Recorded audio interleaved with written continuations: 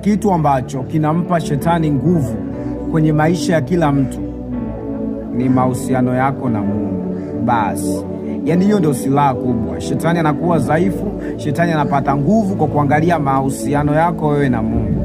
Mahusiano yako na Mungu yakiwa mazuri, shetani hana nguvu. Yakiwa mabaya, shetani ana nguvu. Na ndio maana usiogope kulogwa, usimwogope mchawi, ogopa kutenda dhambi. Ukifanikiwa kwenye kumheshimu Mungu, kumwogopa Mungu, hakuna yoyote ambaye anaweza kuwa juu yako.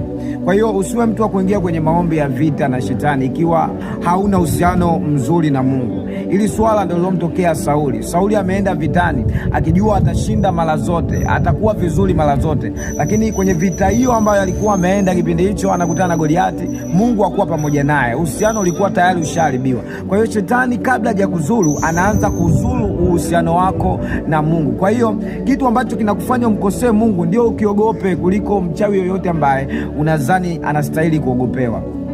Pokea hiyo.